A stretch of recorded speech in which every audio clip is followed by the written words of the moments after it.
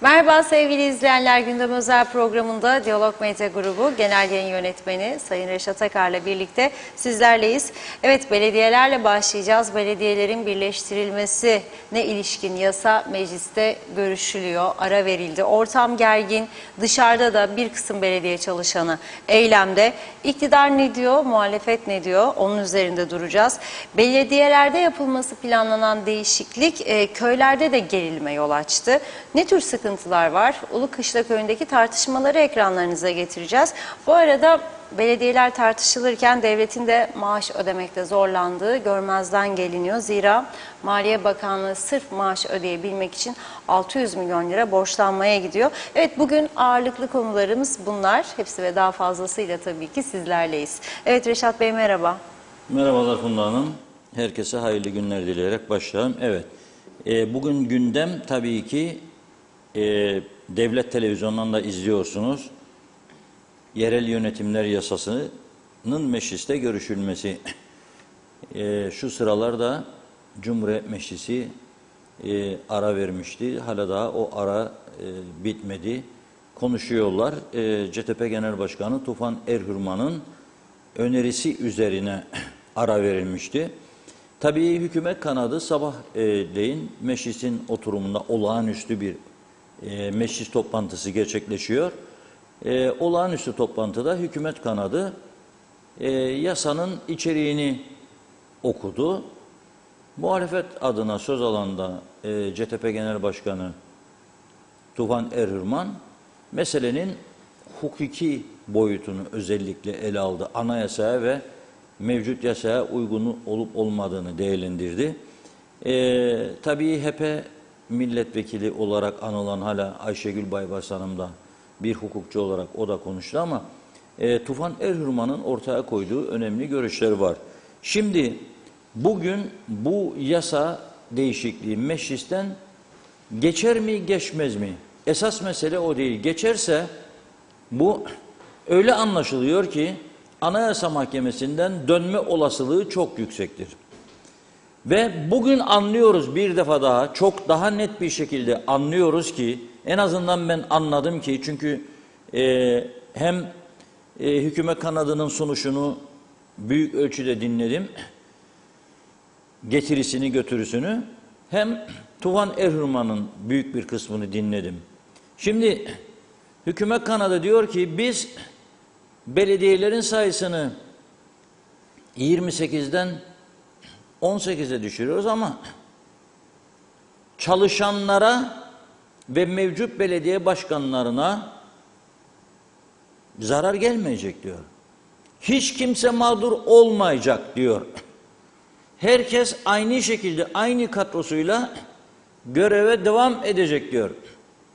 Peki o zaman bu yasa, bu küçülme adı altındaki bu değişim ne işe yarayacak? Yani siz personel tasarrufu yapamıyorsanız, siz malzeme tasarrufu yapamıyorsanız, siz mevcut belediye başkanlarını maaşa bağlıyorsanız ömür boyu ve çalışanları, bunun ne manası var da bu ülkeyi geriyorsunuz bu kadar ciddi sıkıntılar varken? Basit bir işi yapamıyorsunuz. Sınır kapılarındaki muhaciret görevlilerin sayısını artıramıyorsunuz. Kapıların sayısını artıramıyorsunuz. Onlarla ilgilenmiyorsunuz bile. Çok ciddi sıkıntılar var ülkede. Çok büyük olaylar yaşanıyor bu ülkede. Hiçbirisiyle ilgilenemiyorsunuz da bu kadar zamanı, eğer işe yaramayacaksa, ki ben öyle anladım, yaramayacak, nasıl harcıyorsunuz? Şimdi dün akşam Halk Meclisi programını Ulukışla Köyü'nde yaptık. Gelişigüzel karar vermedik tabii oraya. O köyün muhtarı ile bağlanmasını istedikleri köyün belediye ya da bağlı oldukları belediye başkanının da katılımıyla çok güzel bir program gerçekleştirdik dün. Bunlar sadece Kıbrıs Adası'nda değil, bulunduğumuz coğrafyada yapılan İlk ve tek halk programıdır. Halk Meclisi programı, ne Kıbrıs, ne Türkiye, ne Avrupa'nın bir ülkesinde böyle bir program yoktur. ayağına gidiyoruz insanların ve değişik görüşleri, farklı düşünceleri ortaya çıkarıp yansıtıyoruz. Ne devletten ne başka birinden bir tek kuruşluk şeyimiz yok, talebimiz yok. Ne de gördüğümüz bir destek var. Hatta bazıları belki de rahatsız oluyordur bundan. Ama bu demokrasinin en önemli ayağıdır. Biz bunu yerine getiriyoruz. Dün akşam öyle konular çıktı ortaya ki bugün onu da o önemli kısımlarını sizlerle birlikte izleyeceğiz. Şimdi hükümet kanadının sunumuna döneyim tekrar. Benim dinlediklerimden çıkardığım konu hiçbir şey olmayacak. Peki ne kazanacaksınız onu göremiyorum ben. Ne kazanıyorsunuz bu yasa? Efendim belediyelerin sayısı çoktur küçültüyoruz. Hayır. Sen 28'i 6 diye yola çıkmıştın. 8 yaptınız, 12 yaptınız, şimdi 18. Böyle bir karmaşık düzen ortaya çıkıyor ki köylüler, muhtarlıklar da şaşırmış vaziyette ne yapacağını. Ve siz ömür boyu mevcut belediye başkanlarına maaş bağlayarak bence devleti ve belediyeleri daha ağır bir külfet altına sokuyorsunuz. Bunun amacı ne? Ve Tufan Erhürman'ın anayasadan ve yasadan örnek vererek yaptığı konuşmayı dinleyince şunu bir kez daha görmüş olduk bugün. Bu ülkede, bu küçücük ülkede hiçbir şeyi düzeltmek mümkün değildir. Öyle bir ortama sokuldu ki burası, öyle bir şartlara bağlandı ki hiçbir şey yapamazsınız. Hiçbir şey. Bakın kesin olarak söylüyorum. Dinleyince anayasa maddelerini ve yasaları, anayasadan tutamazsa seni yasadan tutar. Yasadan tutamazsa anayasadan tutar. Hiçbir şey yapamazsınız. Bırakın belediyeleri birleştirmeyi, sayısını azaltmayı, şunu bunu.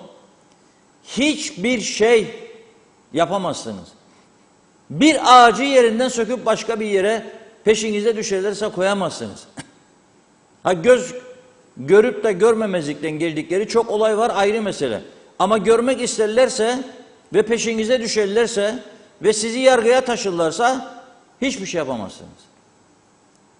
Hiç, ama boşuna bu insanlar sokakta eziliyor, boşuna devletin eksik kadrolu polis teşkilatı kendi vatandaşıyla karşı karşıya bırakılıyor, boşuna gerilim, boşuna insanlar eziliyor.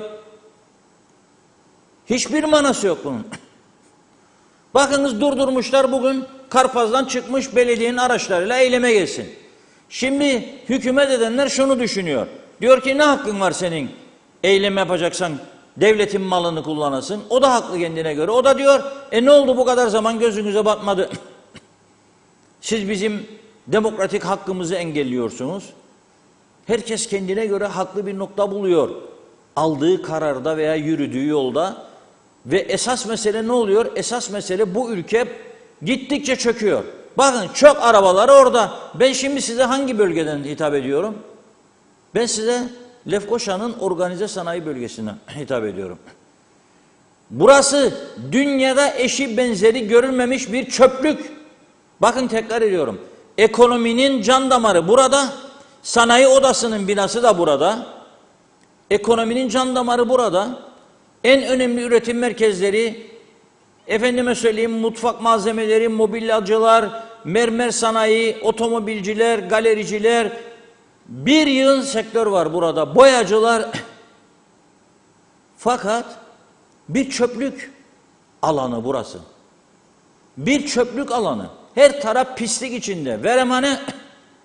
Ama öte taraftan görüyorsunuz çöp arabaları meşisinin önünde boş. Neden?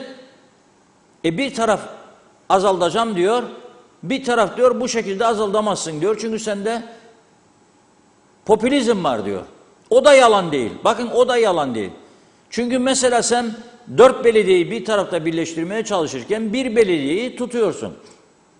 Mesela sen az sonra gelecek göreceksiniz.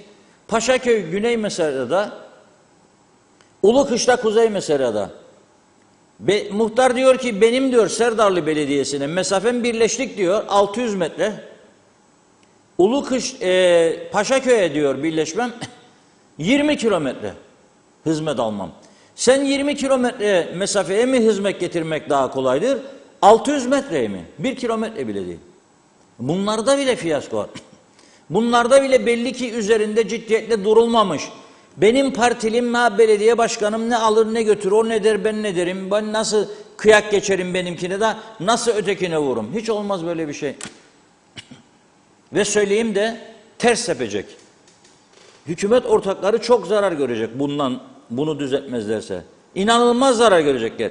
En koyu partilileri oy vermeyecek kendilerine. Ne oradan ne buradan biz. Tamamen bağımsız. Ama ben dinlediklerimden çıkardığım sonucu söylüyorum. Bu KKTC devleti, bakın tekrar ediyorum, bu mevcut anayasa ve yasalarla bir adım ileri gidemez, hiçbir düzeltme yapılamaz. Yanlışların hiçbirisini düzeltemezsiniz. 10 parmağında 1000 tane hüner olsa burayı yöneten gene düzeltemez. Seni bir yerinden bağlarlar. Ya ayağından, ya bacağından, ya tırnağından, ya kolundan, ya parmaklarından, ellerinden bağlarlar. Öyle bir anayasa, yasalar yapmışlar ki bir avuçluk ülke için içinden çıkmak mümkün değil. Ve gene ben baktığımda o zaman anayasa ve yasaların da gene popülizm çerçevesinde hazırlandığını düşünüyorum. Sırası geldiğinde kendi yandaşlarına korku ve ceza vermek için kullanılabilecek maddeler var. Sırası geldiğinde onları kurtarabilecek maddeler var. Nasıl düzelteceksiniz siz bu ülkeyi? Tam bir kaos. Ve onlar KKTC falan meclisi, yüce meclis diyor başkan ikide bir de.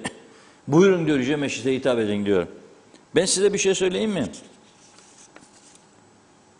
Orhan Güçlü diye birisinin fotoğrafını gönderdim arkadaşlara bugün. Orhan Güçlü diye bir aracın içinden çekilmiş fotoğrafı. Şöyle diyor, KKTC plakalı olduğu için aracımız da Gürcistan Sarp sınır kapısından geri çevrildik diyor. İyi dinleyin lütfen. O aracın fotoğrafı da şoför içinde oturuyor. Gönderdim. Beni duyuyorsanız eğer çıkarın kuyudan gelsin. KKTC plakalı olduğu için aracımız da Gürcistan Sarp sınır kapısından geri çevrildik diyor. Oysa Güney Kıbrıs plakası ile Gürcistan vatandaşları KKTC'yi kullanarak Türkiye üzerinden ülkelerine gittiğine Girne Taşucu feribotunda seyahati birlikte yaparak gördük diyor. Evet, dün bana Güney Kıbrıs plakalı taşucunda araç gösterdi. Orhan Güçlü arkadaş bu paylaşan. Gürcistan sınır kapısından yolluyor bunu. Ve etiketlediği kişiler arasında Cumhurbaşkanı da var. Yani gör diyor. Demek istiyor ki sen iki eşit egemen falan filan diyorsun ama senin hiç kimsenin tanımadığı KKTC devletinin plakalı aracıyla ben Gürcistan sınır kapısından geri çevrildim diyor. Halbuki diyor feribotta diyor Girne Taşucu feribotunda Güney Kıbrıs plakalı arabalar da var, Gürcistan da var. Ben gördüm diyor bunları. Ben de gördüm.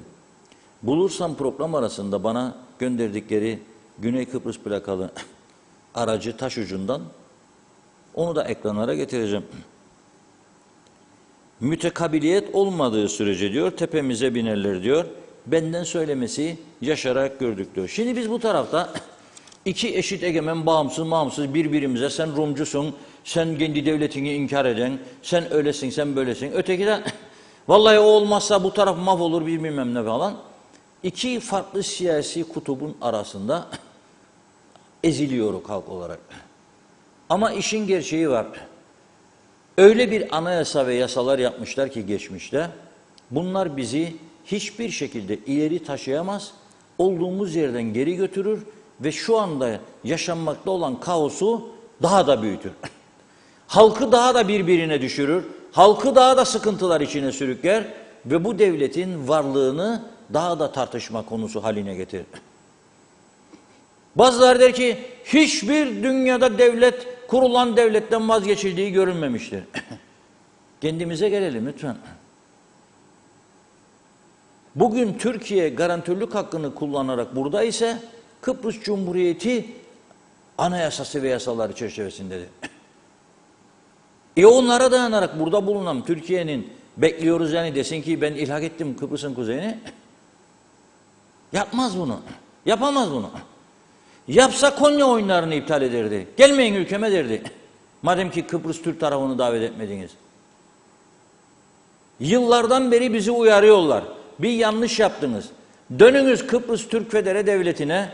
Avrupa Birliği sizinle mecburdur direkt temas kurmaya. Mecburdur size de para yardımı yapmaya. Yapmadık. Eziliyoruz şimdi. Hiçbir müsabakaya katılamıyoruz. İslam ülkeleriyle ilişkimiz bile eskisine göre çok kötü oldu.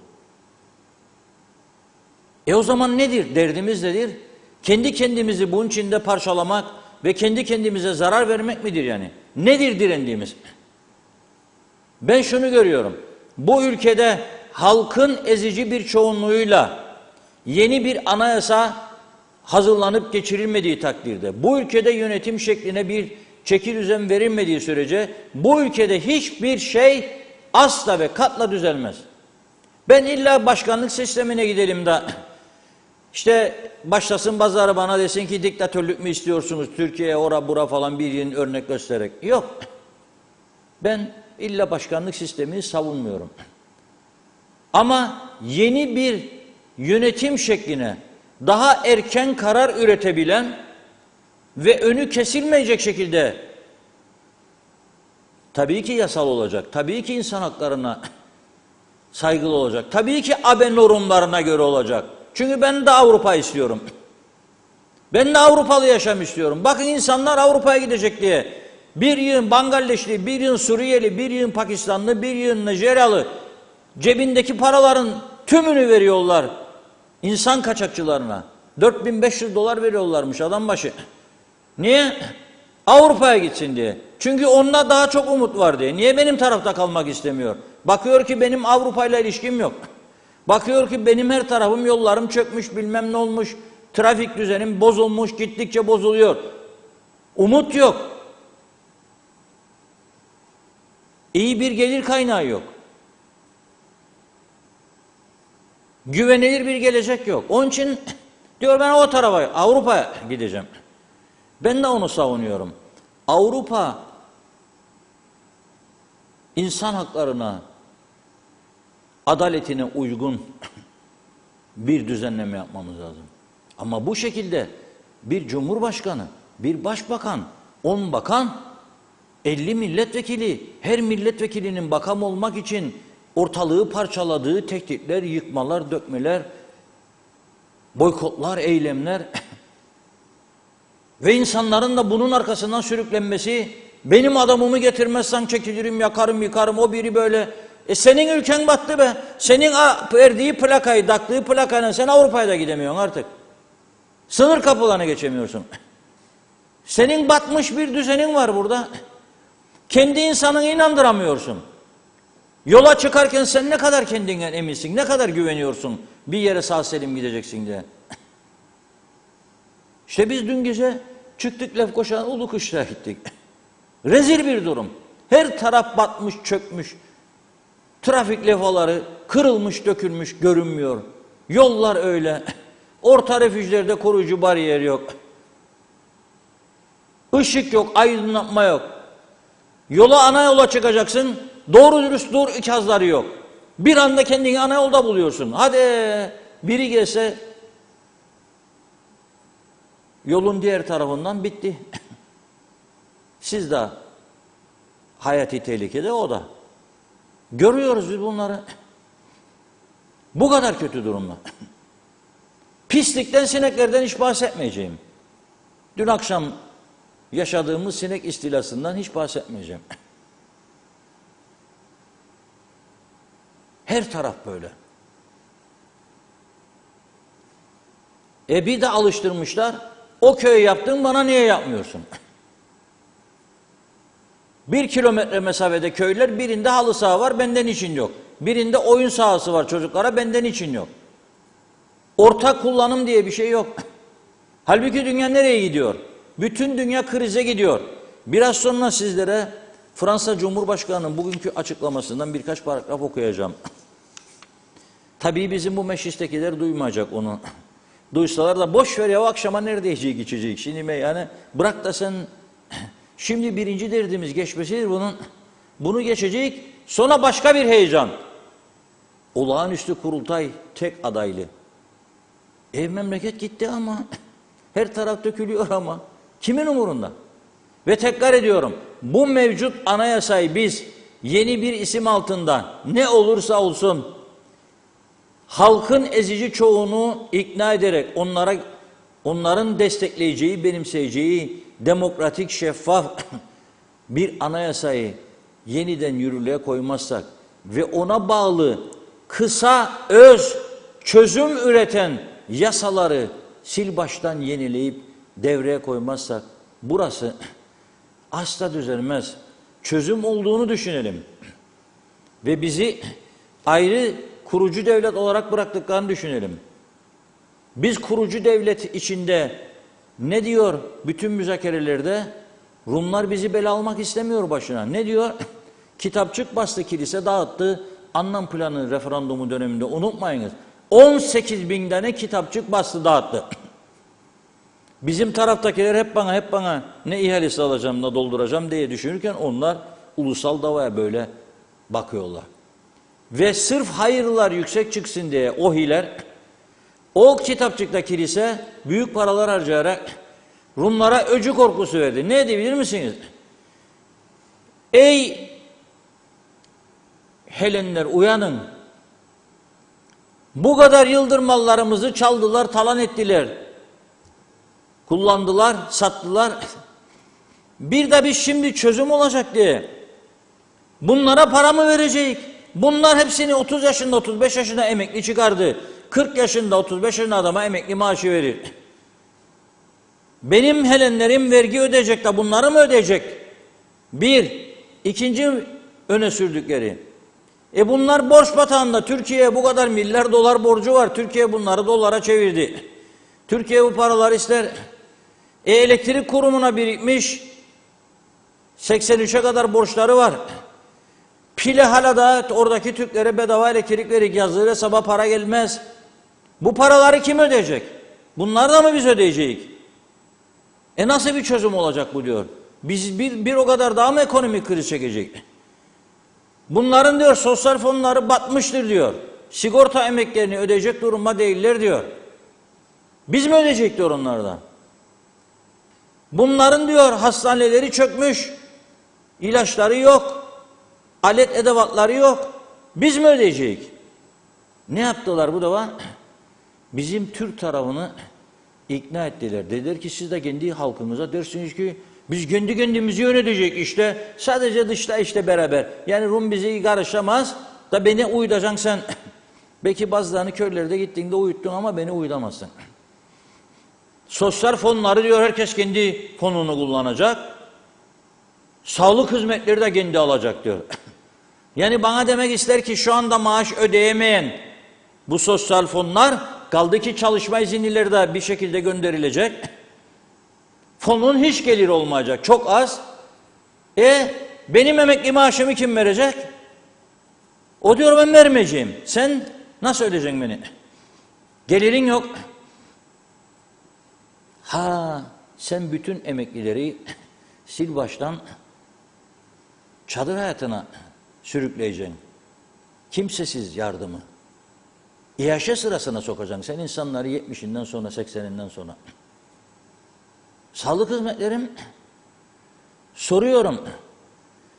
Her 100 kişide elimizi vicdanımıza koyalım. Kaç kişi mevcut sağlık sistemlerinden memnundur? Soruyorum. Acile gittiğinizde size doğru teşhis koyduğundan emin misiniz?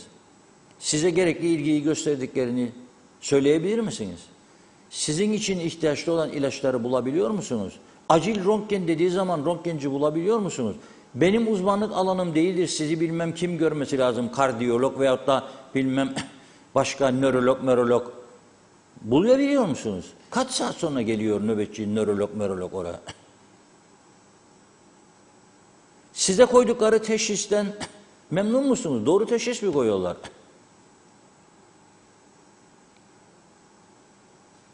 Soruyorum, memnunsanız memnunsunuz. Ben bir çözüm için evet oy kullanacağım. Avrupalı olmak için ve bu çökmüş yönetim anlayışı içinde mi devam edeceğim ben gene? Bazıları şimdi direktif üzerine öyle konuşuyor diye. Yok. Yok. Bu politikayı şu anda savunanlar da inanmıyor bizim kendi kendimizi yönetebileceğimize. Vallahi de billahi de biliyorum inanmıyorlar. Sahte bir siyasetle yönetiliyor ülke. Onun için tekrar ediyorum. Bu görevi kim üstlenir bilemem. Ama bu ülkenin öncü bir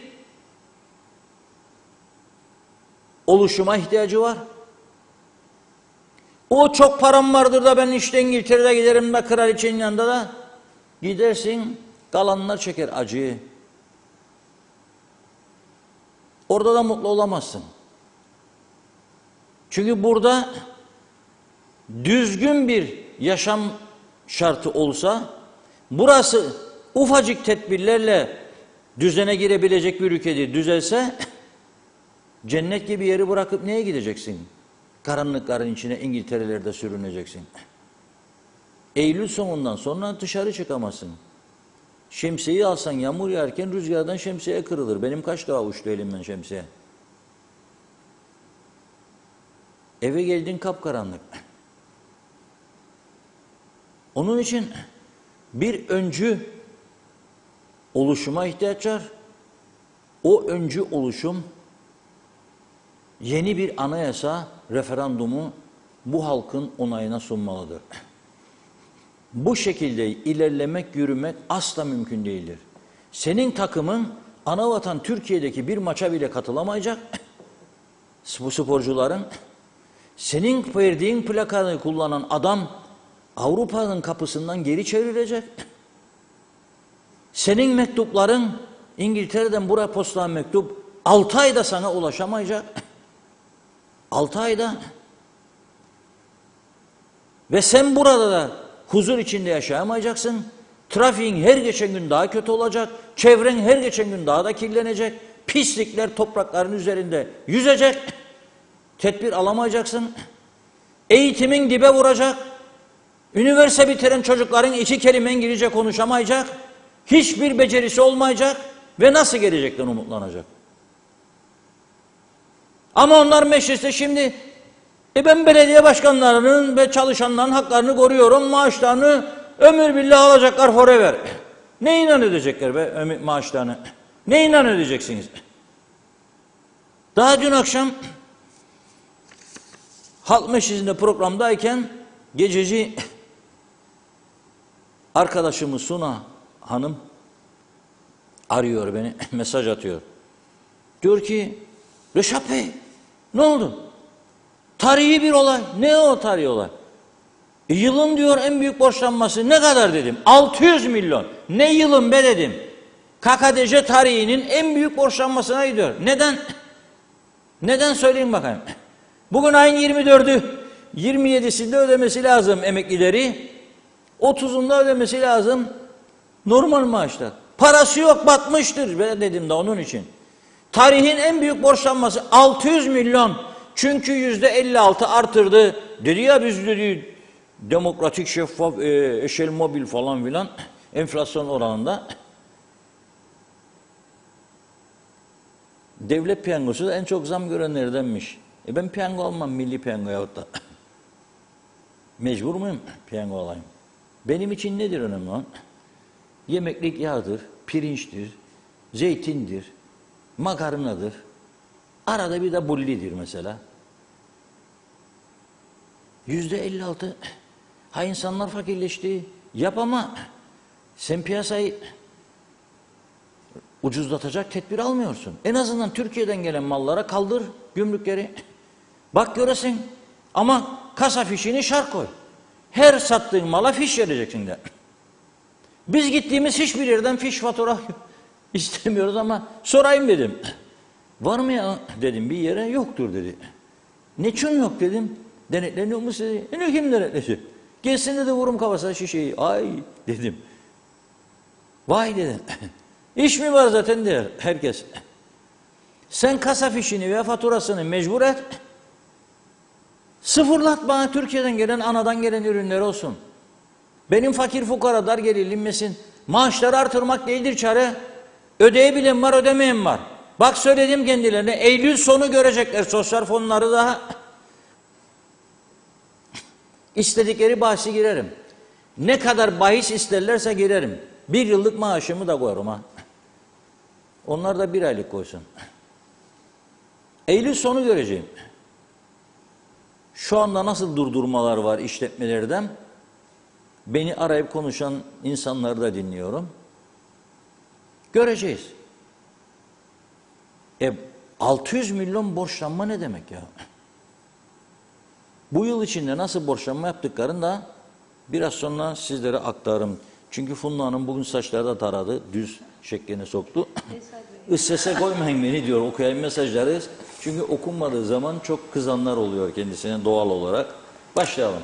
Evet, o zaman ilk gördüğüm mesajla başlıyorum. Çok teşekkür ediyoruz. Demre Coşkun, asgari ücret en düşük kamu maaşına endekslenmeli derken ultra zenginlerden servet vergisi alınmalı. Evet, bakıyorum Ali Çeliker, kolay gelsin. Bugün yollar kapandı. Belediyeler Lefkoşa'da meclis önünde bekliyor, durumlar kötü demiş. Nikos Bülent Antonio iyi yayınlar diliyor. İsmet Ezel, bu sıcakta eylem var. Polisler sokaklarda perişan, işçiler perişan. Mehmet İnancı, hayırlı yayınlar olsun diyor. Batmış batırılmış cennet adamıza, sizlere ve Diyalog ailesine sağlıklı günler. Sevim alan Gürakansel, maşallah daha da beter olalım. İnsan nasıl idare edilmek isterse öyle idare ediliyor. Oy vermeye gelince de verirler. Siz hiç merak etmeyin. Bal tutan parmağını yalar. Bunu da böyle bilin. İyi yayınlar. Cengiz Genç. Evet, TV 2020'yi severek izliyoruz. İyi ki varsınız. Bugün markete gittim, bir şeyler aldım. Param yetmedi diye bırakmak zorunda kaldım. Her şey çok pahalı. Denetim istiyoruz Reşat abi. Erol Hasan Avustralya'dan selamlarını yolladı. Çağatay Dolner, cennet adamımızı bu hale getirenler diyor, sebep olanlar, gelmiş geçmiş tüm sorumsuz sorumlular hayır yüzü görmesin demiş. Doğan Falyalı, yasayı engeller, yasa engellemese tüzükler engeller. Birçok yasa uygulanmaz durumda. Cuma Meşe hükümetin çivisi çıktı yazdı. Evet. Emir Ali Tatlıdil, işimiz gücümüzle fazanlık. Maalesef hiç kimse bizi tanımıyor diyor. Gürdal Seren Güçlü iyi yayınlar dilemiş. Çok teşekkür ediyoruz. Evet. Özeş Oğuz, bu şahıs Kuzey Kıbrıs plakasıyla, Kuzey Kıbrıs pasaportuyla geçemeyeceğini bilmiyor muydu dedi. Doğan Falyalı, geçmişin hataları sırtımızda kambur. Halbuki hata yapanın sırtında kambur olsa daha iyi olacaktı. Mehmet İnancı, yeni bir anayasa ve başkanlık sistemi denenmeli. 48 yıl parlamenter sistem denendi. Halin ne duruma düştüğü açık ve nettir Reşat Bey. İsmail Gürakansel, Kuzey Kıbrıs plakalı araçlar Türkiye'nin dışında hiçbir devlete çıkış yapamaz. Bunun başka bir şekli de yoktur. Ancak her devletten bir başka devlete araçlı ulaşım vardır. Selamlar. Bakıyorum. Mehmet Kasap, Türkiye'ye bile gidemeyiz. Önümüzde engel demiş. Evet. Happy mutlu. Aynen böyle ismi. Yapılan külliyede dünya liderlerini ağırlamayı hayal eden Sayın Tatar, hani seçimden az zaman sonra Azerbaycan tarafından kabul edilecekti? Var mı bir haber? Kayseri, Antep, Mersin diyor. Yeterli mi? Hasan Yalınca, çirkef yatağına güllük gülistanlık olmaz, vazgeçin demiş Arif Hoca saygıyla. İsmet Esenyel, harika bir programa imza atıyorsunuz demiş. Sarayönü'ne hapis olan vizyonsuz siyasetçiler sahte vatan millet bayrak naralarıyla halkı kandırmaya çalışıyorlar. Yazıklar olsun ki bitirdiniz bu ülkeyi. Ne oldu da federasyon tezi askıya alındı? Var mı alternatif? İki eşit egemen devlet. Hadi tanıtın da görelim. Neyi bekliyorsunuz? Bizi de alkışlayalım, bravo diyelim. Nerede diyor? Can Azerbaycan nerede İslam ülkeleri? Dalga mı geçiyorsunuz halkla? Mevcut sistem iflas etmiştir. The end. Evet. Bakıyorum. İzzet Kahraman, şikayetim var demiş. Hediye aldım ama göstermiyorsun mu diyor. Tam da çözemiyorum ki İzzet Bey. Mehmet Kasap, çok merak ediyorum diyor. Güney gazı buldu. Şimdi bizimkiler 3 grup pantolon mu giyecekler, stavra mı takacaklar demiş. Celal Harun, Kuzey Kıbrıs halkı yediğin kuru soğan ekmek olsun, yeter ki sağlığın, huzurun yerinde olsun, gerisini boş ver. Evet, Tahir Aktu, Kıbrıslı kalmıyor demiş. Mehmet Şenler, kolay gelsin. Sayar Eker, dün akşam harika bir halk meclisi oldu. Halk şimdi uyanık fakat seçimlerde derin uykuya dalıyor. Mehmet İnancı, sistemin yarattığı müşavir ordusuna ne demeli Sayın Akar? 116 müşavirlerin yaş ortalaması 50'ymiş. En genç müşavirimiz ise 39 yaşında. Sayar Eker, Rum Türk demeden bir ada olmayı öğrenelim. Necdet Mavi Gözlü, Kuzey Kıbrıs Birleşik Afrika Pakistan Cumhuriyeti'nden hayırlı günler diledi. Evet, memleketin derinlerinden, dertlerinden herhalde esas başımızdaki belaları gündeme getirmeye fırsat kalmıyor. Elektrik kurumu KıPTEK birkaç gündür gündeme gelmiyor. Artık günlerce belediyelerin reformlarını dinleyeceğiz. Esas sorun, esas tehlike Afrika kökenli insanlardır dedi Necdet Bey. Ortalık kaynıyor. Memleket elden gidiyor diyor. Biz hala belediyeleri konuşuyoruz. Hiç uğraşmasınlar. Yakında Afrikalı ve Pakistanlılar burayı alınca her şeyi halledecekler. Mehmet İnancı, baktı balık yampurlama gider artık. Seval Uğur, bizler birlik olup ayaklanmamız lazım. Yoksa daha kötü günler bizi bekler. Bakıyorum. Kamil Özalay, Halk Meclisi süperdi, tebrikler demiş. Nilüfer Canova, her bakımdan Forever TRNC için yolun sonu gelmiştir. Malumun ilanını ilan etmiyorlar. Muzaffer Fatma, benim ilaçlarım her ay 600 lira. Sigortalıyım ama sigortadan ilacımı alamıyorum. Hastaneye giderim, ilaç sırasına girerim, 3-4 saat beklersin, eczaneye gidersin. Orada sana maalesef yok derler. Benim sigortalı olmam ne işe yarar? Size soruyorum. Reşat Bey, selamlar. Hayri Köreken, evet, artışlardan en çok faydalanan devletten emekli olanlar. Ben asgari ücretten emekliyim, bizim düşük. Bülent Lider Mehmet Küçük, Amerika ve Avrupa Birliği'nde belediyecilik ne demek? Zibil çöp toplamak, su vermek, emlak vergilerini toplamak demek değil. Dünya belediyeciliği önce gençlere, sonra çocuklara üst düzeyde ve sosyal anlamda hizmet vermektir. Yaşlı, kimsesiz ve çaresiz insanlara yaşam ve hayat sağlamaktır belediyecilik. Gelişmişlik, ferahlık, insanca park, bahçe, güzel çevre demektir. İnsanlara insan olduklarını hatırlatan ultra bir yaşam tarzı ve düşüncedir. Doğan Falyalı, maaşlara yeni zam beklenir, pahalılık gırla diyor. Peki ne olacak şimdi? Zeytin ekmeğe talim mi? Musa Su İçmez, selamlar, Avrupa bizi kurtaramaz. Bu kafalar önce değişecek, sistem değişecek. Her alanda referans insan odaklı olmadıkça nereye gidersen git asla seni kabul etmezler. Kendini düzelteceksin, komşuna örnek olacaksın. Bizim başkalarına örnek almamıza gerek yoktur. Kendi inanç ve kültürünü, tarihini benimsemeyen toplumlar tarih sayfalarında yok olmuşlardır. Bizim tarihimiz şan ve şerefle dolu bir milletiz. Buna özen gösterirsek kendimize gelmiş oluruz. Saygılar. İsmet Ezel, fiş istemek yasaktır yazdı. Demre Coşkun, güneydeki gibi ultra zenginlerden servet vergisi alınmalı diyor. Bu vergiyle devletin borçları ödenebilir. Nazime Nalbant, evet, bu pahalılık nereye kadar gidecek? Zeytin ekmeğe bile alamaz durumlarda. Çok kişiler var, üzgünüm demiş. İsmail Gürakanser'de marketlerde 24'lü tuvalet kağıdı 114 lira, almak isteyenlere market adresi gösterilebilir. Levent Yüksek, oysa diyor 2018'de seçime gidilirken 28 belediye son defa denmişti. 4 yıl gelen geçen hükümetler sadece konuştu, hiçbir yasayı ellemediği gibi bu yasayı da yapmadılar, son güne bıraktılar. Bu yasa bu şekilde geçerse belediyeler de bugünleri de arayacağız. Daha yarın erken seçim olsa seçim yasası daha da ellenmedi. Yücel Barbaros, Elmalı'yla hovardalık buraya kadar demiş. Evet, bir iki mesaj okuyup ara verelim. Zalihe Şerifoğlu, bu Kuzey Kıbrıs'ı ancak siz düzeltirsiniz Reşat Bey. Aday olun, sizi canı gönülden destekleyelim. Başka türlü bu memleket düze çıkmaz, çıkamaz da. İyi yayınlar. Oktay Değirmencioğlu, dış politikada söz hakkı bizde değil diyor. Bunu herkes biliyor. Evet, Arif Koruoğlu, maskaralık yaparlar. Maskaralık demiş. Mürsel Kurt'u da okuyalım, ara verelim. Su yok Reşat Bey. Belediyeleri hep kapatsınlar. Bir suyu bile yönetemediler. İyi yayınlar. Mürsel Kurt, Kayalar Muhtarı. Çok teşekkür ediyoruz. Devam edeceğiz. Reşat Bey, buyurun. Evet, çok teşekkür ediyoruz. Şimdi tabii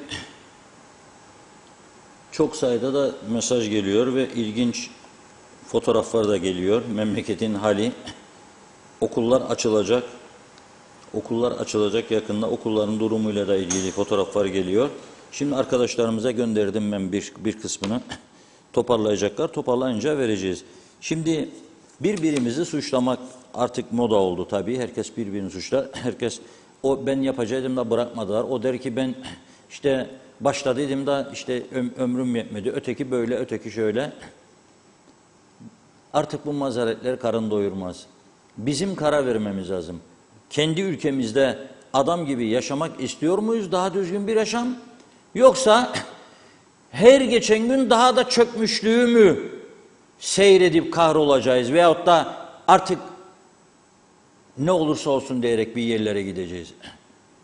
Doğrusu kendi ülkemizi düzeltmek, burada daha huzurlu, daha mutlu bir yaşam sürmek.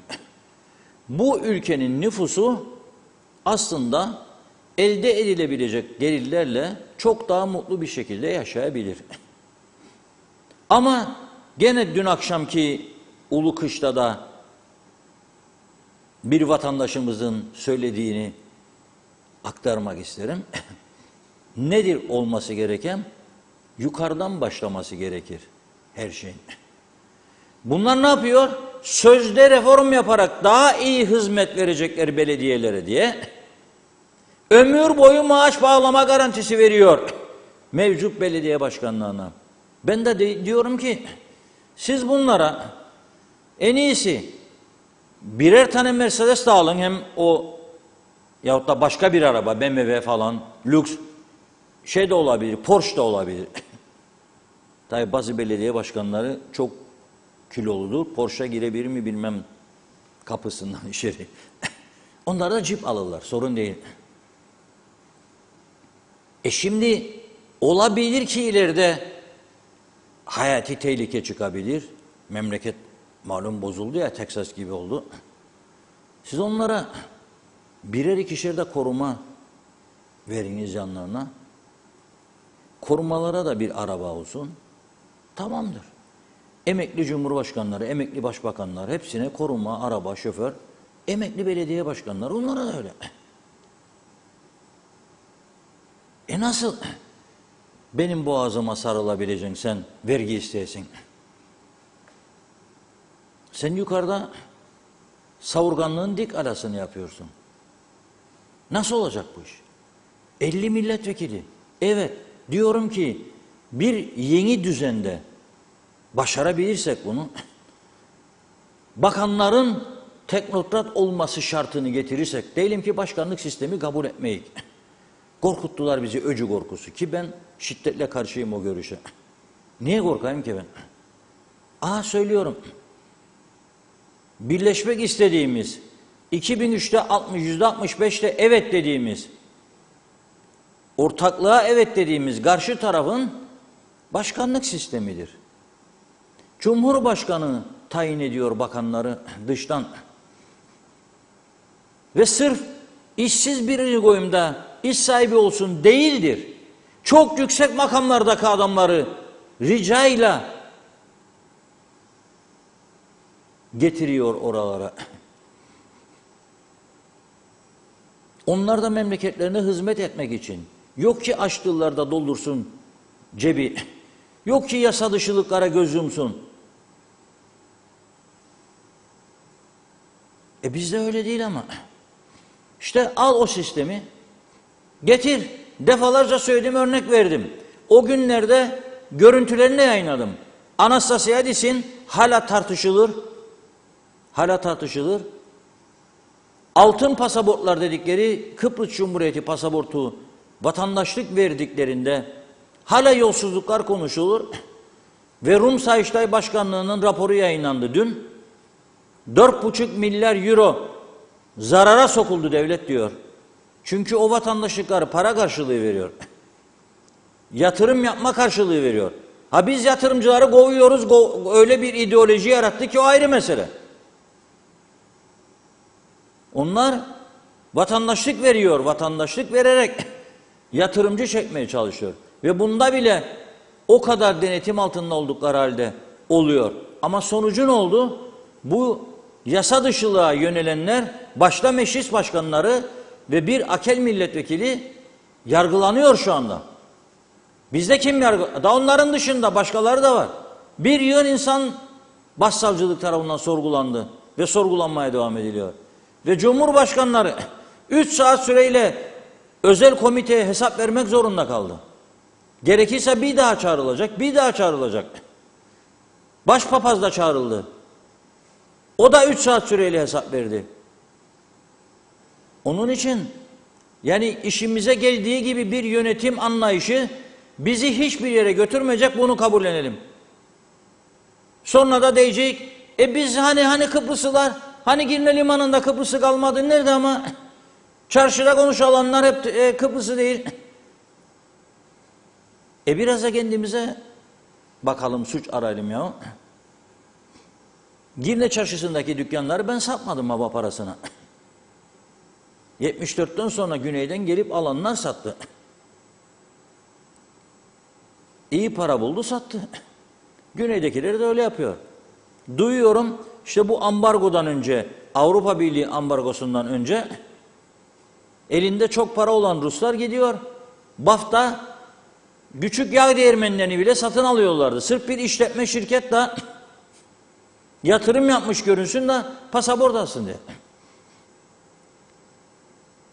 Biz ondan korkuyoruz. Öcü. Arkadaşım hayatında bir mektup yazmamış, bir resmi evrak yazmamış. İnsanları bakan yapıyoruz, milletvekilidir diye. Sonra da bekliyoruz bize çözüm üretsin. Yok. Bir yeri denetlemek haber oluyor devlet ajansında. Veyahut da bir yeri ziyaret etmek. Çalışanlarımızla güzel bir gün geçirdik, buluştuk, konuştuk. Ne oldu? Ne oldu? Ben geldiğim zaman hastaneye eğer bütün damarlarım tıkanmış ise bana sen hiçbir şeyin yok diye eve gönderen bir sağlık sistemi yarattım. Bunun içinde ama. Ve yarım saat sonra kaybediyoruz sağlam insanları. Ben geldiğim zaman kırık çıkıkçı bulmuyorum. Kırılan ayağımı kolumu doğru yerine oturtup oturtmadığından emin değilim. Kaç kişi öyle oldu? Çocuklarda salgın hastalıklar var. Çok farklı teşhisler konuluyor. Özelde bir doktor başka söylüyor, devlette başka söylüyor. Bu yarattığımız düzensizlikler, Allah aşkına düzen olarak mı kabul edeceğiz bunları sonsuza dek?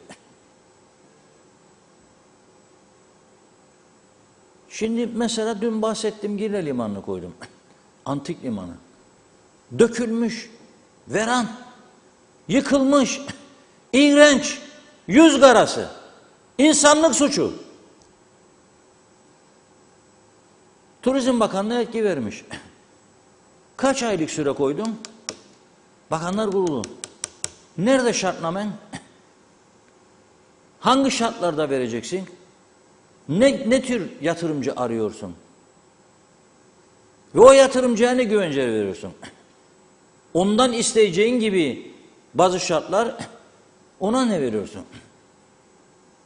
Bunları oturup bir plan programı olması lazım. Ben şimdi o Bakanlar Kurulu kararının bu yapılan yayınlar karşılığında yerel seçim öncesinde ayıbı örtme adımı olarak görüyorum. Ciddi bir şey görmedim daha çünkü. Bazı orada peşkeş ben onları zaten hiç dinlemem. Böyle bir rezil düzende yaşamaktansa özelleştirilsin, destekliyorum. Ama iyi bir özelleştirme. Ama Ercan'da çektiklerimizin aynısı değil. Ağır tazminatlar koyarak, iyi denetleme koşulları yaratarak. Yok ki bu şekilde.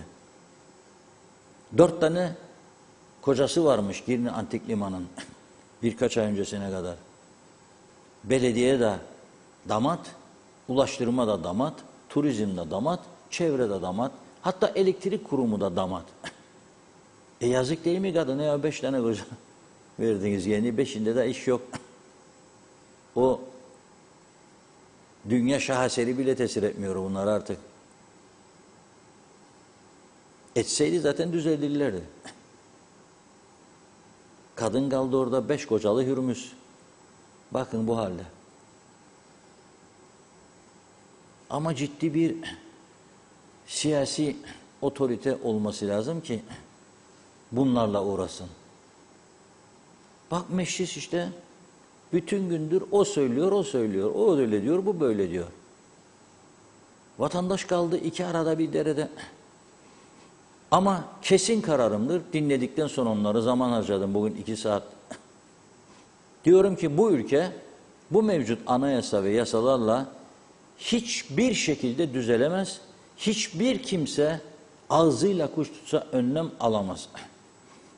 Hükümetimizi cesaretlendirenler de bilsin ciddiysalar bu yasaları değiştiremezler. Kuzey Kıbrıs'ı düzeltemezler. Yasaları yapan kim? Meclis. Değiştirmesi gereken gene meclis. Ama bu defa seni anayasadan tutar. Bir mahkemenin bakın suç patlaması olduğunu hepimiz kabul eder miyiz bu ülkede? Mahkemelerde dosyaların yığıldığını, binlerce dosya biriktiğini kabul eder miyiz? Ederiz.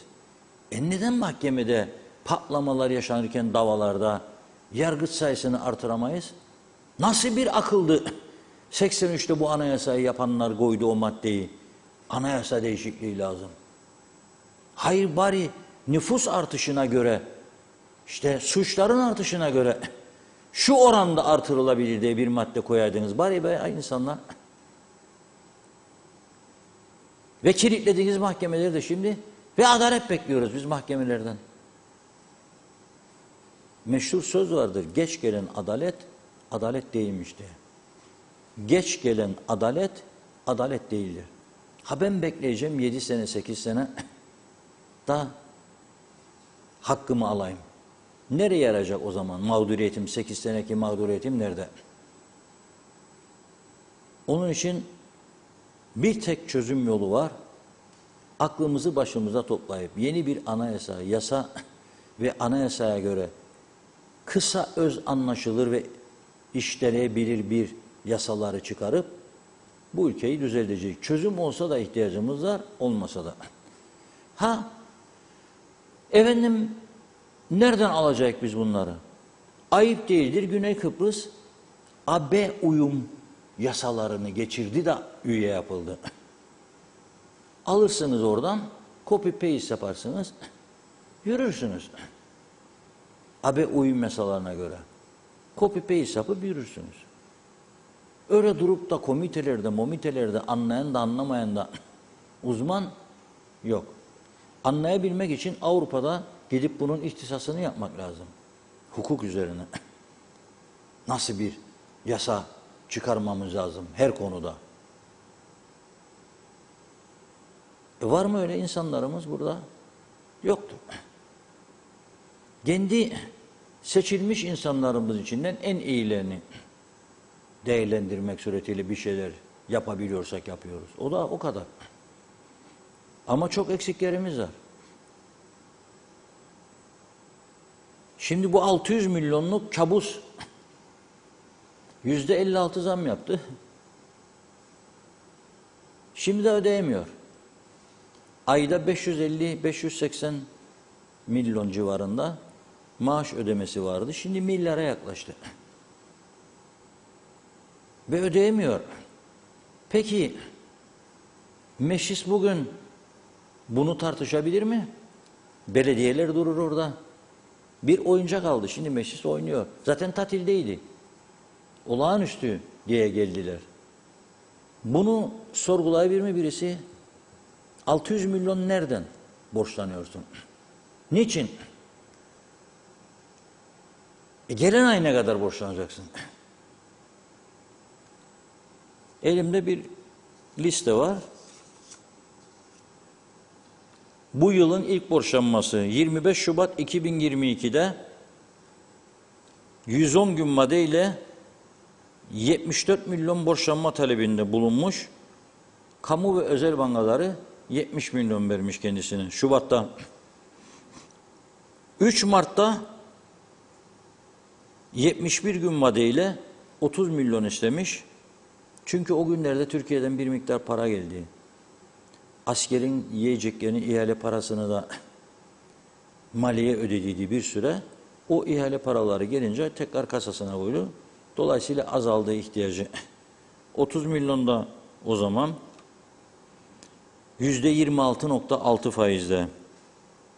Üçüncü borçlanma 30 Mart'ta 100 gün madeyle 150 milyon istedi.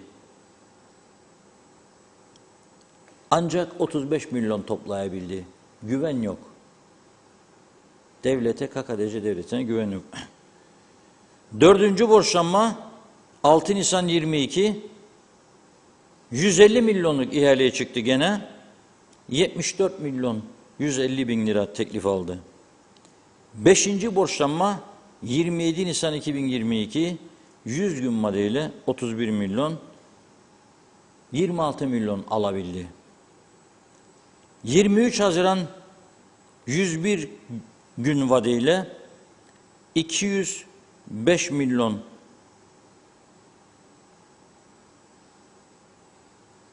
borçlanma talebiyle ihaleye çıkıldı. Daha yüksek rakamlarda 263 milyon teklif aldı. Şimdi dikkat ederseniz yılın ilk 7 ayında toplasak 600 milyona gelmeyeceğiz. 7 ayda talep ettiği borçlanmanın üzerinde borç talep ediyor. Neye karşılık sorarım size. Neye karşılık? Girne Antik Limanı satışa çıkarsanız alamazsınız bu parayı. Çünkü orası birkaç milyar harcanmadan düzelecek gibi değil. Bunu kim sorgulayacak? Yüce Meclis. Buyurun Yüce Meclis'e hitap edin diyor başkan. Hadi Yüce Meclis. Konuşun bunları görelim benimle. Nereye götürüyorsunuz bu ülkeyi siz ya, farkındasınız? Makam arabaların arka koltuğunda oturarak devlet mi yönetilir ya? Ya da sadece bayrağı, vatan millet edebiyatına sarılarak devlet mi yönetilir? Asla. Sizi dün akşam izleyemeyenler için kısa bir süreliğine Halk Meclisi'nde Ulukışla köyüne götürmek istiyorum. Bu arada fotoğraflara bakacağım ben de. Türkmenköy'den gelen fotoğraflar var. Hazırsa hemen arkasından onları ekrana getireceğiz.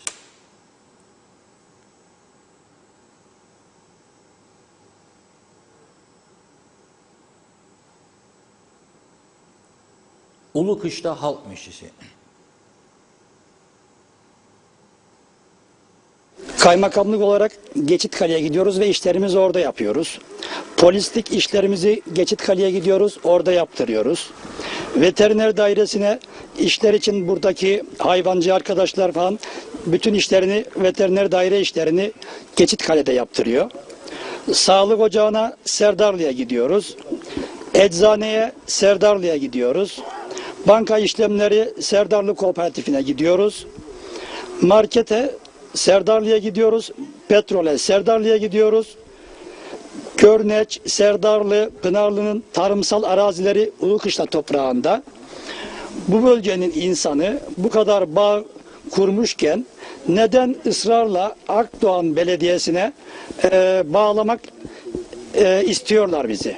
Köyümüzün genel coğrafi durumu, biz güney mesela, tamam bizi güneye bağlayacaklar. Güneyle alakamız yok. Güneye büyüyemeyiz biz. Ağıllar bölgemiz var, mezarlığımız var, sanayi bölgemiz var. Batıya geldiğimde askeri bölgemiz var. Köyümüz dolayısıyla kuzeye ve doğuya büyüyebiliriz biz. Coğrafi olarak da 650 metre kaldı Serdarlı Ulukışla birleşmesinde. Burada iç içe yaşayan bir köy. Gelişimi açısından köyümün ekonomik açıdan düşünülüyorsa belediyeler açısından da bizim için uygun bucak Serdarlı bu Geçitkale bucağıdır. Şimdi soruyorum komitedekilere, bu reformu yapan komitedekilere soruyorum. Siz bu bölgeyi şimdi Ulukışla'yı nasıl güneye göndereceksiniz? Nasıl olacak bu iş? Bu reformla düzeltilmesini istiyoruz. Biz bu sorunların ortadan kalkmasını istiyoruz. Yoksa ortada çıkar ve menfaat herhangi bir durum yok. Kapanacaksa belediyeler önce yukarıdan başlamaları lazım. Aşağıdan değil. Nasıl yani? Yukarıdan aşağı başlayacaklar. Yukarıdan aşağı başlanırsa balık baştan kokar. Balık baştan kokar. Daha büyük makamları kapatsınlar diyorsun. Aynen öyle. Anladım. Aynen. 50 tane milletvekilinin olduğu yerde ne var acaba? Mecliste o onun üstüne atıyor, o onun üstüne atıyor, o onun üstüne atıyor. Yalan dolanla hiçbir yere varamazlar. Bizim bu belediyeyi kapattığı zaman az önce muhtarımın konuştuğu gibi bir tane belediye bakacak bir sürü yere. Kaç kişiye hizmet edecek? 11 yıl oldu. Nüfus sayımı yapılmadı. Şimdi bir proje üstünde adrese dayalı bir çalışma yapılıyor. O da ne zaman gerçekleşir onu da bilemiyorum. Bir nüfus sayımı olursa bu ülkede bizim gibi belediyeler kilidi bak vurur. Ben belki 3 ay 5 ay sonra vururum. Benden önceki bu belediyelerin hepsi kilidi vurur. Maaşlarını ödeyemiyorlar. Bakın maaşlarını ödeyemiyorlar. Bunu çalışanlar sosyal hakları, devletin verdiği katkıları günü gününe alır. Aha burada çalışanlar da. Ama şimdi biz zaten yani Geçitkale'ye bağlanalım diye veyahut da Akdoğan'a bağlanalım diye bir şeyimiz yok. Tamam, mevcut belediye Paşaköy Belediyesi kalsın. Burada kalalım o zaman. Elimizden geleni de yapalım. Gösteri mi yapacaksın, yürüyüş mü yapacaksın, miting mi yapacaksın, yapalım. Bağlatmayalım o zaman.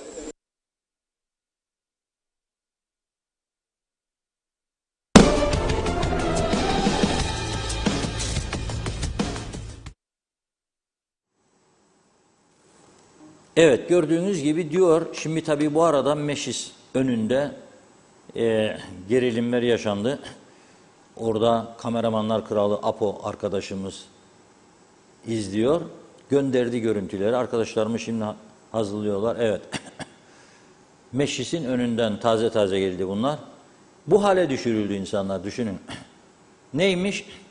28 olan belediye sayısı ilçe sayısına göre 6'ya düşürülecekmişmiş. Sonra demişler ki yok yahu 8 olsunmuş. Oldu. Sonra birileri demiş 12 yapalım mı tam şey olsun. O da oldu. Bu defa partili belediye başkanları kızıyor. Tehdit ediyor. Ne olacak? 18 olsun.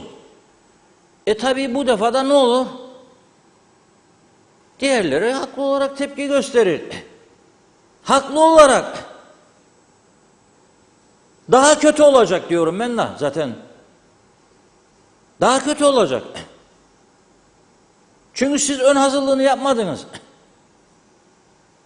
Çünkü siz doğru dürüst bir çizgi üzerinde yürümediniz. Devamlı değiştirdiniz ve amacından çıkardınız siz yasayı. Onun için diyorum her zaman bunun adına reform denmez. Bu reform değildir.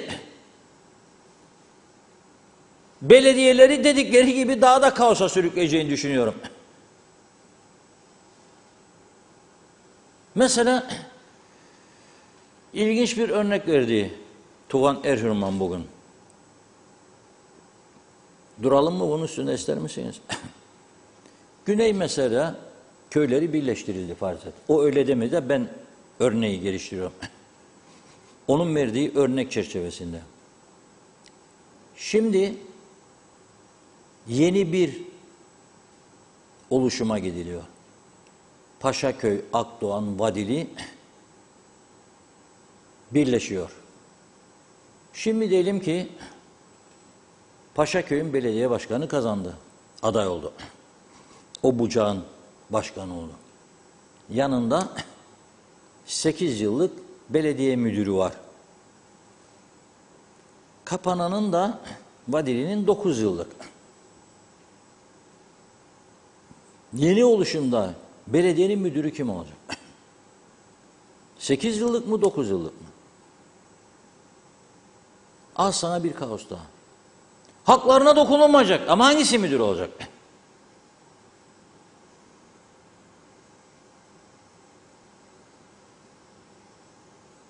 Zamanında belediyelerin personel alımlarını sınırlayın diye yüzlerce defa çağrı yaptık. Yüzlerce defa.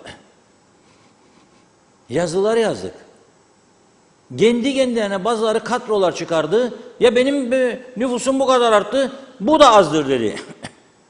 Sonunda oturuyor çoğu çalışanlar. Şimdi sen adamı işe koymuşsun. Adam 5 yıldır, 6 yıldır, 7 yıldır, 10 yıldır bir şekilde maaş alıyor. Şimdi sen onun belediyesini kapattığında onun işini tehlikeye attığını hissediyor. Ne yapacak o? Eylem mi yapacak? Bunu önlemeye çalışacak. Doğaldır bu.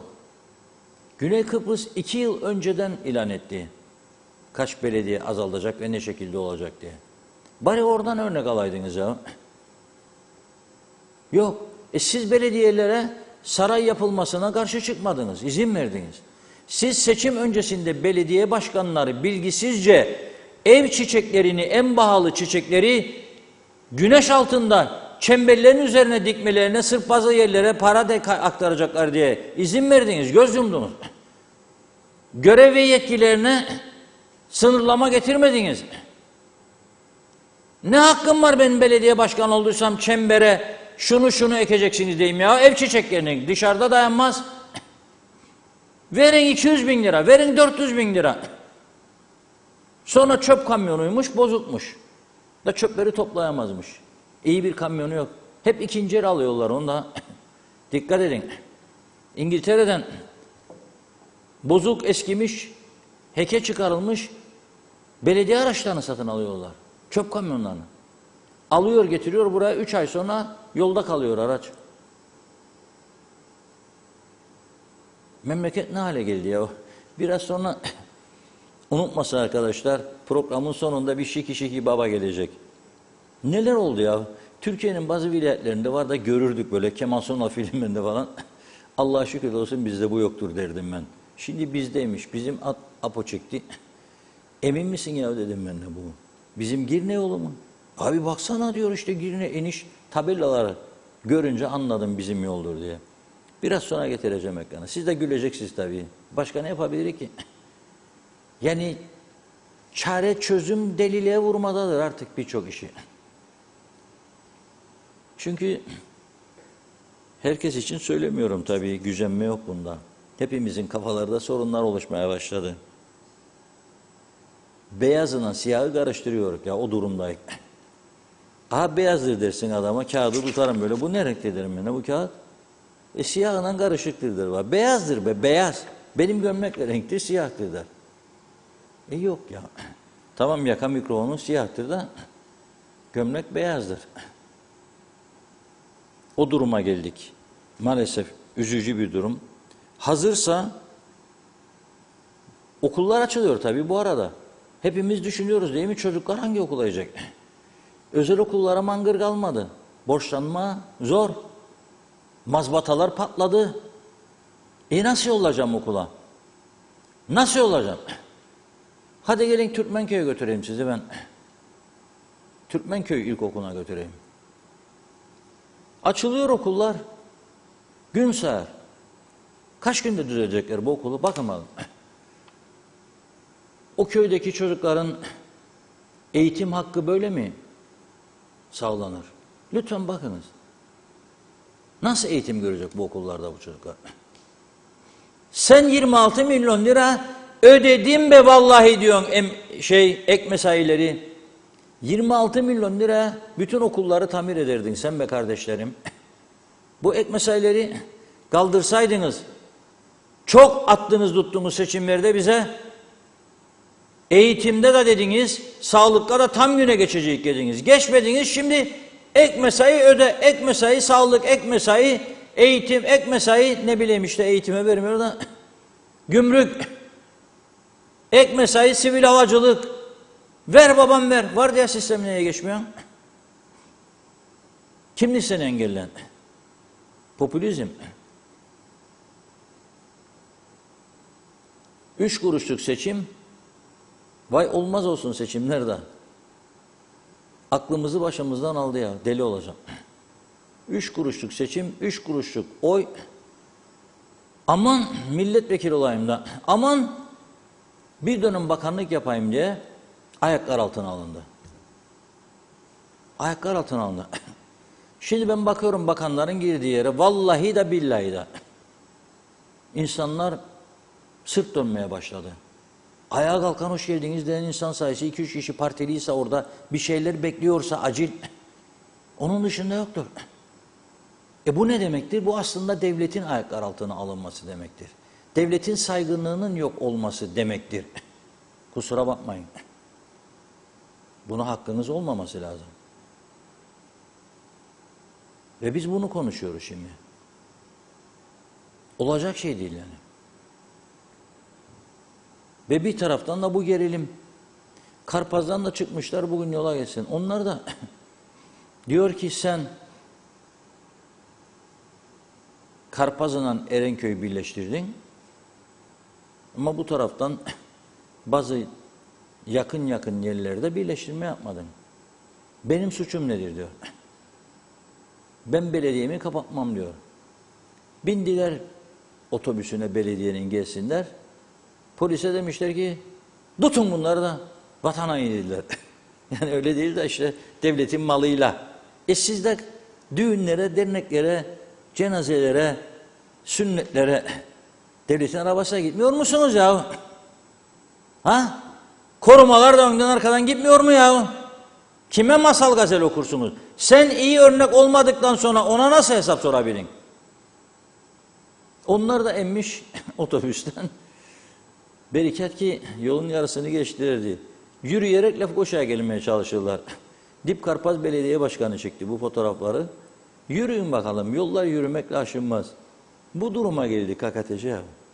Belediye hizmetleri dursa da olur, devlet dursa da olur. İnsanlar artık şaşırıyor. Bir kaos içinde. Evet Tunla Hanım, buyurun. Evet, hızlıca başlayalım mesajlara. Hasan Ertem'de kalmıştım galiba. İlk o mesajı görüyorum. Nedir ama diyor meclisten biri ikide bir Kıbrıslı yoktur diye demeç veriyor. Kıbrıslı değilsek nereliyiz biz? Selçuk Özenli yüksek maaş artışlarını bu düzenin devam etmesi için yaptılar. Şimdi de borçlanıyorlar. Koyunlar çok olunca bunlar da çobanlığı bırakmak istemez. Cengiz Genç, Azerbaycan inşallah tanıyacak bizi. Bir millet, üç devlet, ben isterim artık Kıbrıs'ım tanınsın. Süleyman Kısa, 1,5 ay önce ehliyetimi tazelemek için verdim. Hala daha alamadım. Bu ne biçim devlet? Nazime Nalbant, Reşat Bey her gün doğruları bizlerle paylaşıyorsunuz diyor. Artık sorunlara çareler bulsunlar inşallah. Bu zor günler geçecektir diyor Nazime Hanım. Evet, Vedat Özkan, Ankara'dan herkese selamlar. Orada meyve sebze fiyatları çok düşmüş. Sizde marketlerde ve toptancılarda sorun var dedi. Evet, İzzet Kahraman, Reşat Bey onlar insana hizmet eder. Kuzey Kıbrıs'ı yöneten zihniyet diyor, şirin görünmek isterler diyor. Ama o olsun bize demiş. İsmet Ezel, ilçelerde ilaç kurulu yok, merkezde var. İlaç almada her ay Lefkoşa'dan olacak. İlçe hastanelerine niçin yollanmaz?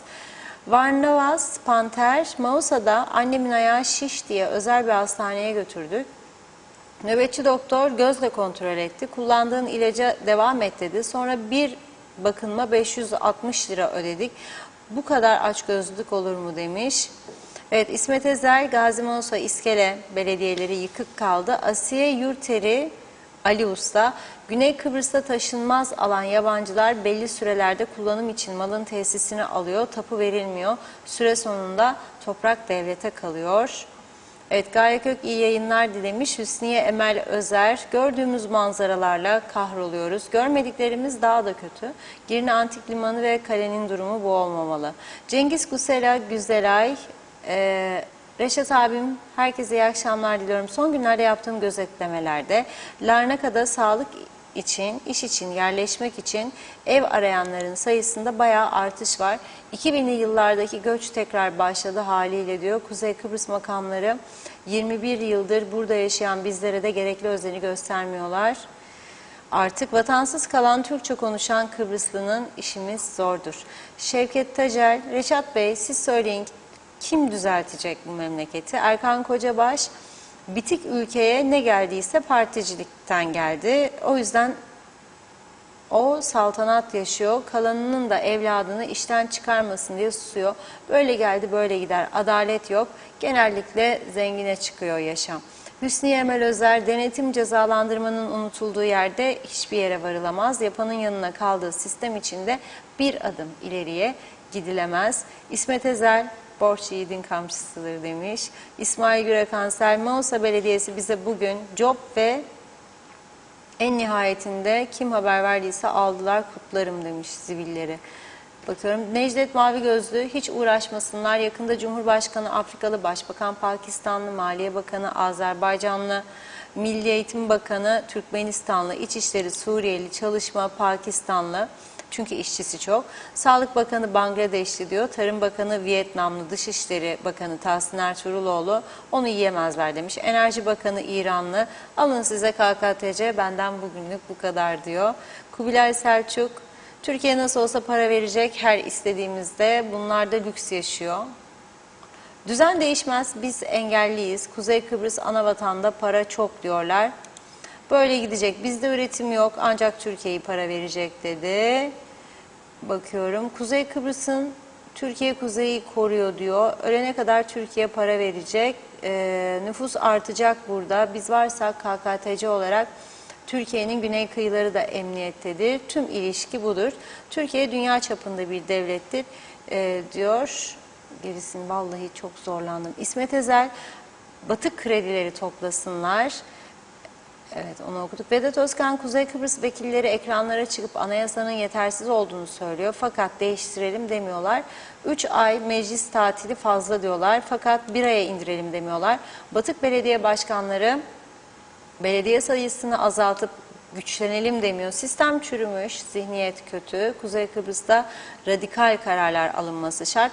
Ayrıca onlarca danışman ve müsteşar amirleri, müdürlere maaş verilmesi de saçmalık dedi. İbrahim Yalçın da Pire'den selamlar. Burası terk edilmiş bir köy. Öksüz kaldık bu barikatlarda, iyi günler. Mehmet İnancı, Apo Balkanların en iyi kameramanıdır. Yeliz Su, istedikleri kadar kabak kessin UBP ve oy verenler. CTP ve UBP farkı budur. 15 ay hükümette olan CTP 2 kere 13 ödedi. Bayramlık ödedi, emekli memuru ödedi, halkın alım gücünü korudu, mağdur etmedi.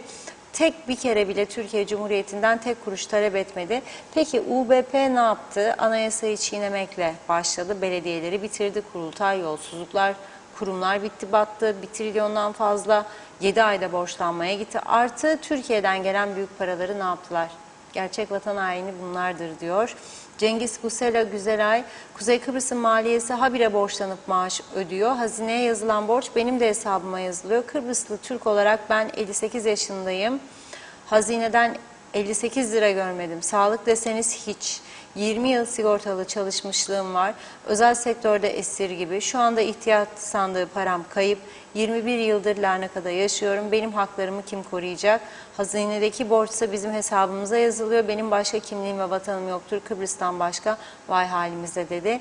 İsmet Ezel, Gönyeli Lefkoşa'ya niçin bağlanmadı demiş. İsmail Gürakansel, belediyelerin coğrafi yakınlığını gözetilerek birleştirilmesi gerekir. İlkokul çocukları bile bunu bilir. Hukuk falan istemez diyor. Delilere sorarsanız onlar da bunu bilir. Nedir bunların hesabı? Hayret bir şey demiş. Özkan Bişmiş, elçiye devretsinler olsun bitsin bu işte diyor. Zaten istedikleri o. Birkaç mesaj okuyup ara verelim farklı isimden. Evet, İbrahim Hakim, yazıklar olsun güzelim ülkemizi ne hale getirdiler. Rum'un başaramadığını bunlar başardı yazdı. Evet, bakıyorum. Gayet yok. Bu, okulların bu durumda Eğitim Bakanı kendilerini bu haberlerle yıpratılmaya çalıştığını söylüyor. Onlara göre saray buraları, saray kim demiş yıkık dökük diye. Bakıyorum. Cengiz Bey'i, Cengiz Gusela, Kuzey Kıbrıs'ın nüfusunu bilen yoktur dedi. Devlet birimleri hangi istatistiki verilere göre planlama yapıyor? Necdet Mavi Gözlü, öğretmenlerin hazırlık parasını unuttunuz diyor. Neyin hazırlığıysa, hükümet demek ki çok zenginmiş diyor. Hükümet borçlanıyormuş, borç yiğidin kamçısıymış dedi. Kamil Basmacı, son mesaj okuyayım. Okulları tamir için niçin son günü beklerler? Müsteşarları atayacaklarmış. Okulları yapaydılar diyor. Evet, devam edeceğiz. Reşat Bey buyurun. Evet, çok teşekkür ediyoruz. Tabii izleyicilerden gelen, özelden gelen mesajlar da var. Bir izleyicimiz güneyde çalışan diyor ki Girne Antik Limanı'nı diyor Rumlar tamir etmeye hazırdırlar diyor. Konuşuyorlarmış aralarında. Diyorlarmış ki devlet yapmazsa, Rum devleti yani, biz özel birleşelim, antik limanı tamiratını gidelim, üstlenelim, yapalım. Dikkat edin nereye gidiyoruz yani. Bunu konuştuklarından emin değilim ama konuşma olasılıklarının çok yüksek olduğunu düşünüyorum. Çünkü zaten mala mülke çok düşkündüler. Kendi egemenliklerinin altında olmamızı istedikleri için her zaman en ufak fırsatı değerlendiriyorlar. Biz de onlara bu fırsatı yaratıyoruz tabii. Büyük becerilerimiz var. Şahane bir limanı ne hale getirdik? Girne Kalesi'ni ne hale getirdik? Yılların ihmali var. Birçok tarihi eser çökmüş, yıkılmış vaziyettedir. Söylediğin zaman bunu Rum'a koz veriyor. Benim koz vermeme gerek yok. Onlar zaten geliyor, gidiyor. Hepsinin fotoğrafını çekiyor. Uydudan da görüyor.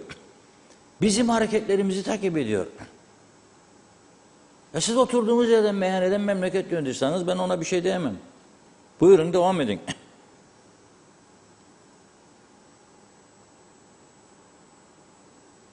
Tabii bu arada meclisin önünde görev yapan polisler, onunla ilgili bir bilgi de geldi.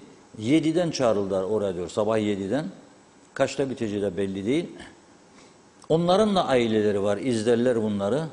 Bakar kocası, kardeşi, oğlu orada kendi halkıyla itişir, kalkışır. Eller, kollar orada darbelenir. Ve aferin biz siyaset yaparız. Bir yere kadar. Ve daha ülkemizi değil, bırakın dünyayı etkisi altına alan ve bize doğru gelmekte olan tehlikeleri de görmezden geliyoruz. Bu 600 milyonluk borçlanma aslında bize uyanmamızı emrediyor. Diyor ki uyanın. Bakın iş artık çok tehlikeli boyuta geldi. Ama öyle bir niyetimiz yok. Uyanın diyor bize. Öyle bir niyet yok. Eylül sonu sigorta emekleriyle ilgili durumu da göreceğiz. İşsizlik patlaması göreceğiz. İşin pratik yolu daima bir takım zamlar, artışlarla durumu idare etmek gibi geldi yıllarca. Ama eskiden açıkları Türkiye kapatırdı. Şimdi öyle bir durumda yok. Neyse ekonomik ve mali işbirliği protokolünde geçerli olan odur. O çerçevede gidiyorlar. Fransa Cumhurbaşkanı Macron demiştim programın başında. Bugün önemli bir açıklaması var. Şöyle diyor halka, Fransız halkına. Bolluk devri ve pervasızlığın sona erdi diyor artık diyor. Bunlara karşı diyor birlik beraberlik olmamız lazım diyor. Bakanlar Kurulu toplantısı öncesinde iklim değişikliği ve Ukrayna Savaşı'nın sonuçlarına ilişkin açıklamalarda bulunmuş. Küresel ısınmanın sonuçlarının apaçık hissedildiğine dikkat çeken Macron, bu yaz rekor düzeyde kuraklık seviyelerine çıkıldı diyor. Gelecek dönem için karamsar bir tablo var önümüzde diyor. Pervasızlığın, savurganlığın ve bolluk devrinin sona erdiğini görmeliyiz ve önlem almalıyız diyor. Önlem almalıyız. Önümüzde diyor daha büyük bir değişim ve kargaşa olacak gibi bir görüntü var diyor. Yıllardır bolluk olarak görünen dönemin sonlarını yaşıyoruz.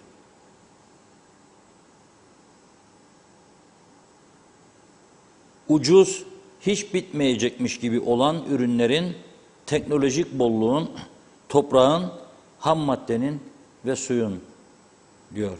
Evet, bu konularda ne tür önlem alıyoruz acaba? Türkmenköy'den bahsettim. Türkmenköy muhtarı kısa bir süre önce oradaydık. Kuyuların kuruduğunu söyledi.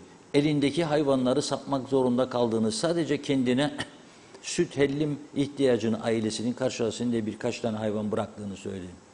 Patates üreticilerin başkanı tarlaları suladıkları kuyuların kuruduğunu, yarı yarıya verimliliğin düştüğünü söyledi. Bu kuraklık devam ederse birkaç ay sonra kuyulardan su da çıkmayacak. Türkiye'den gelen suyu idareli kullanmak için tedbir var mı? Belediyeleri esasında bu konularda yönlendirilmeliydi bunca zaman. Hiçbirisi demeyeceğim ama büyük bir kısmı asbestli çürümüş boruları bile değişemedi. Çürük borulardan akıtılan su özellikle kuvvetli verildiği zamanlarda tarlalara, ovalara akıyor gidiyor veya denize gidiyor. Bizim bu suyu denize, tarlalara, ovalara akılacak lüksümüz mü var acaba? Bir süre sonra ne yapacağız? 2 lira 30 kuruş olan suyu dün gece Ulukışla'da belediye başkanının 4 lira verdiği söylendi. Bazı bölgelerde 8'dir, bazı bölgelerde 10'dur. 8 lira 10 liradır bazı bölgelerde. Peki denizden arıtmaya gidersek? Yıllar önce, 15 yıl, 20 yıl önce Bafra'da, Gazimavsa'da İsrail şirketi, tahıl firması ki Türkiye'de de çok iş yapıyor. Denizden arıtma tesisi kurmuştu. Ton başı 1 dolar. Dolar bugün 18.15. İyi dinleyin lütfen. 18.15. Denizden arıtmaya dönseler geri ki 20 sene evvelki fiyatlar kaldıysa 1,5 dolar yaptıysa 27 lira 30 lira tonu sana kaça satacak? Alıp da bunu belediye kurarsa. Kaldı ki belediyelerde bunu kuracak, işletecek para da yok. O yüzden bizler de gerçekten ciddi bir sürece girdiğimizi unutmamamız lazım. Eski günleri arar olacağız tabii. Ah diyor, o eski günler, eski günler. Bir şarkı vardı galiba böyle Ferdi Özbeğen'den. O mu acaba gündemde şimdi? Onu mu dinliyoruz? Bakalım.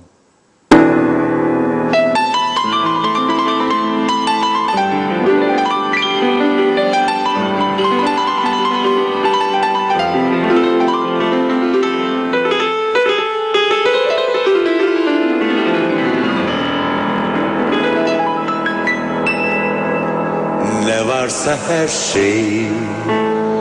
şey hatırımda,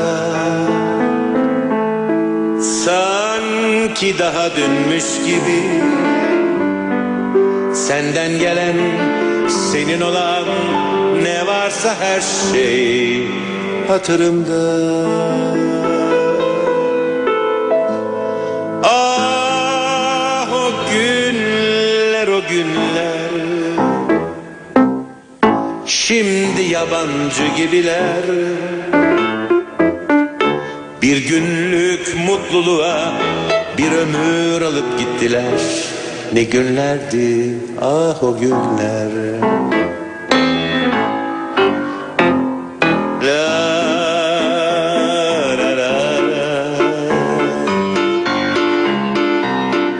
La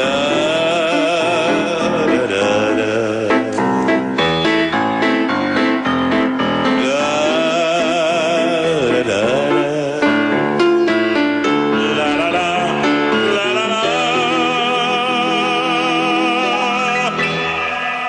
Ay o günler, o günler, şimdi yabancı gibiler. Bir günlük mutluluğa bir ömür alıp gittiler.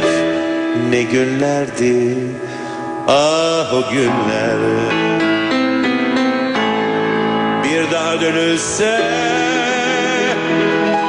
şu yalancı dünyaya, bir ömür verirdim ben yine seninle bir akşamlık, hatta bir saniyelik mutluluğa. Ay o günler, o günler, şimdi yabancı gibiler. Bir günlük mutluluğa bir ömür alıp gittiler. Ne günlerdi ah ne günlerdi, ne günlerdi ah o günler.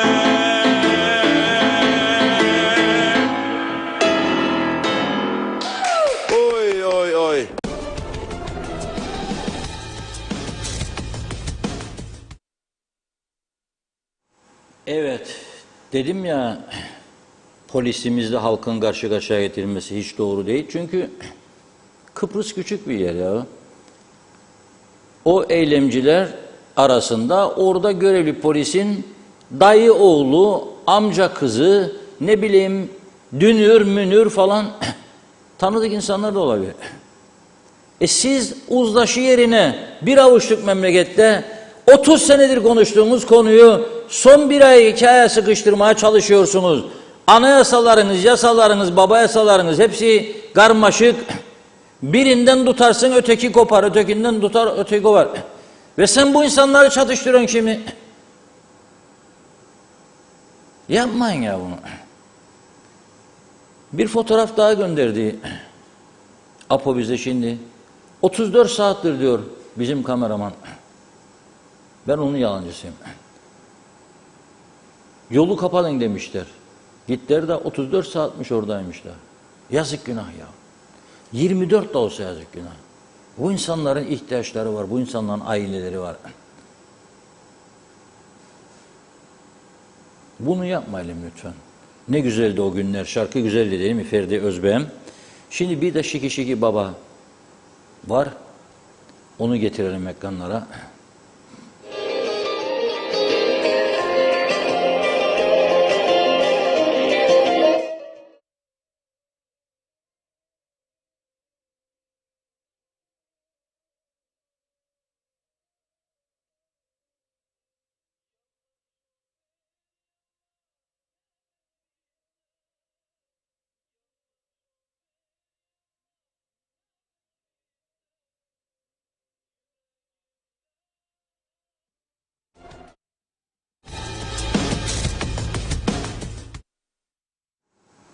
Evet, Şanlıurfa yolu değil ha. Konya'da değil. Yani artık bizim Kıbrıs'ın turizm yolu Girne. 500 bin turist daha getirdik dedi dün bir yetkilimiz, unuttum. İster saymışık. De bunu gelip gördüğünde nasıl gidecek adam o yoldan? Danger, tehlike. Ama bu adam niye bunu yapıyor biliyor musunuz?